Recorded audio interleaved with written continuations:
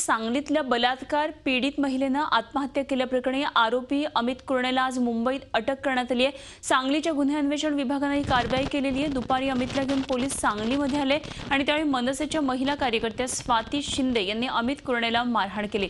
शिंदेंनी त्याचा शर्टही फाडला। आता काही वेळामध्ये त्याला कोर्टातही हजर करण्यात येत आहे। दरम्यान अमित कुर्णेसोबत त्याची आई सुनीता कुर्णे आणि अण्णासाहेब कुर्णेलाही पोलिसांनी ताब्यात घेतले। अत्याचार करणाऱ्या आरोपीवर कारवाई होत नसल्यानं तिने स्वतःचं जीवन संपवलं। आरोपीच्या शेतातल्या घरातच गळफास घेऊन या महिलेनं आत्महत्या केली। आत्महत्या करण्यापूर्वी या महिलेनं चिठ्ठीमध्ये आणि भिंतीवर आरोपीचं नाव लिहून ठेवलेलं होतं। तिच्या आत्महत्येनंतर सुमारे 300 नागरिकांनी मिरज पोलीस ठाण्याला घेराव घातला होता। विशेष म्हणजे या प्रकरणात महिनाभरापूर्वीच गुन्हा दाखल झाला होता, मात्र संशयित आरोपीला अटक झालेली नव्हती। उलट आरोपीच्या नातेवाईकांच्या तक्रारीवरून पीडित महिलेवरच पोलिसांनी शनिवारी खंडणीचा गुन्हा दाखल केल्याचा आरोप तिच्या नातेवाईकांनी केला। आणि या संदर्भात आणखी सविस्तर माहिती जाणून घेऊया। आमचे प्रतिनिधी रवींद्र कांबळे सध्या आपल्या बरोबर आहेत। रवींद्र, काय याबाबतच्या ताज्या घडामोडी घडतात? अमित कुर्णेला मनसे कार्यकर्ते होते, त्यात स्वाती शिंदे यांनी त्यांना मारहाण केलेली आहे। काय नेमकी माहिती मिळते पुढची?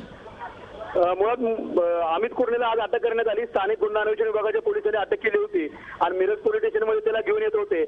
नागरिकांचं महिलांचं म्हणणं होतं की त्याला गाडीतून उतरून चालत तुम्ही पोलीस स्टेशनमध्ये घेऊन जावा, मात्र पोलिसांनी पोलीस गाडीतून त्याला पोलीस स्टेशनमध्ये आणल्यामुळे मनसेच्या नेत्या स्वाती शिंदे यांनी आरोपीला मारहाण केली, त्याचा शर्ट सुद्धा फाडला।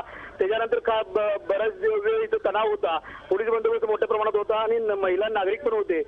परत कुर्णेला कोर्टाकडे घेऊन जाण्यासाठी पोलिसांनी त्याला बाहेर काढलं। त्यावेळी सुद्धा गर्दी होती। त्यावेळी शिवसेनेच्या नेत्या सुनीता मोरे यांनी त्या आरोपीवर चप्पलफेक सुद्धा केली। एकंदरीत महिला असतील, इथले नागरिक असेल, यांचा रोष आहे, कारण की 1 महिना झालं गुन्हा दाखल होऊन सुद्धा त्याला अटक केली जात नव्हती। त्यामुळेच लोक खवळलेले होते, संताप व्यक्त करत होते। आता त्याला कोर्टामध्ये घेऊन गेलेले आहेत। आता पुढची कोर्टाची कारवाई काय होती थोड्या वेळात समजू शकेल। रवींद्र, धन्यवाद दिलेल्या माहितीबद्दल। लोकांचा हा संताप आपण बघू शकतो। या दृश्यांमध्ये आरोपी अमित कुर्णेला जेव्हा मिरजेच्या पोलीस स्टेशनमध्ये उतरवण्यात आलं त्यावेळी कशा प्रकारे तिथल्या मनसेच्या कार्यकर्त्यांनी त्याला धक्काबुक्की केली आणि स्वाती शिंदे तिथल्या मनसेच्या पदाधिकारी आहेत त्यांनी त्याचा शर्ट फाडला। झी 24 तास रहा एक पाऊल पुढे।